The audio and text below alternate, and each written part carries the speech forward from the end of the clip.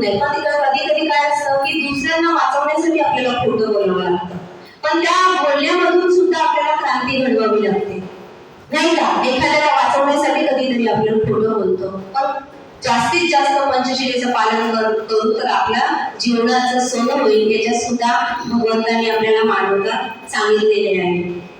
आणि 6वं आहे व्यसनामुळे आपण जे जे दुष्ट प्रकार होतात. आता बौद्ध धर्मामध्ये खूप लोक सुधारलेले आहेत, व्यसन करत नाही, पण खूप काही व्यसनी आहेत.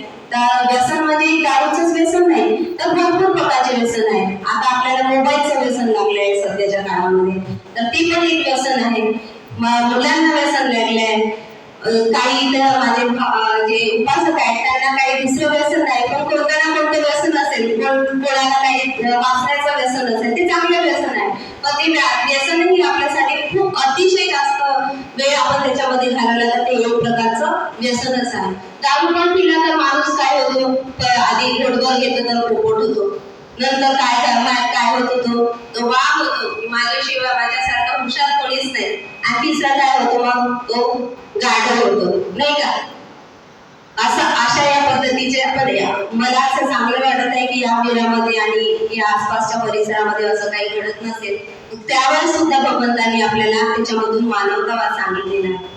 भगवान बुद्धांचे दुसरे वैशिष्ट्य म्हणजे समता. भगवान बुद्धांच्या धर्मामध्ये उच्च नीचता नाहीये, समतेवर आधारित आहे. राजगृहामध्ये भगवान बुद्ध चारिकासाठी गेले आणि तिथे सुनीत नावाचा पंडित सुद्धा रस्त्यावर झाडू मारत होता, तेव्हा त्याला भगवान म्हणतात तू भिक्षू होतोस का? बघा तेव्हा सुद्धा आता पण आपण एखादा कचरा उचलण्यावाल्याला, एखादा कचरा साफ करण्यावाला किंवा कचरा उचलण्यावाल्याला आपण थोडासा वेगळ्याच नजरेने बघतो, पण त्या काळात भगवंतांनी त्या सुनीत नावाच्या भंगीला सुद्धा बोलले तू भिक्षू होतोस का? मग तेव्हा सुद्धा त्याने त्यावरून मानवतावाद समजला, म्हणजे मानवाने मानवाचे कसे वागावे, कोणत्याही जाती धर्माचा असो किंवा कचरा उचलणारा असो किंवा कोणीही नसो, तरी त्यावेळेस सुद्धा भगवंतांनी त्याच्याबरोबर जे वागले ते मानवतावाद होते.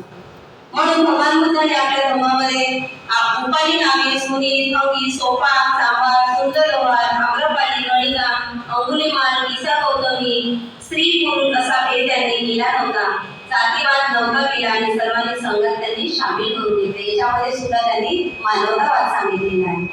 आपल्या राज्यघटनेच्या 14व्या कलमामध्ये समता हे तत्व आहे.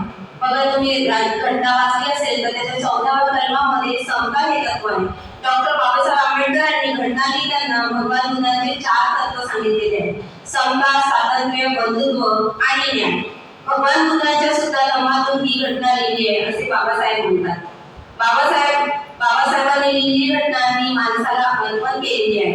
हा सुद्धा मानवतावाद आहे. तुम्ही बाबासाहेबांची घटना पूर्ण पुस्तक नाही वाचलं, आपल्याला त्याचे छोटी पण सुद्धा प्रत आली आहे, त्याच्यामध्ये पण तुम्ही वाचा की सर्व जे भगवान बुद्धांनी सांगितलेले आपल्याला समानता, बंधुता, मानवतावाद याच्यावरच भगवान बुद्धांनी वाचन करून याचा अभ्यास करून त्यांनी त्या घटनेमध्ये मानवतावाद दिलेला आहे. मानवाच्या हिताचा सर्व जे हिताची जी कर्मे आहेत त्यांनी त्याच्यामध्ये लिहिलेली आहे.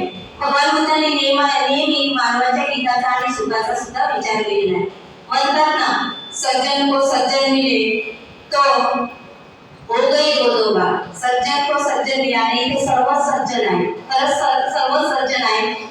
माझं तुम्ही ऐकताय, यानंतर मी पण सुद्धा तुमचं थोडंफार ऐकणारच आहे. तेव्हा सज्जन को सज्जन मिले तर हो गई दो दो बार.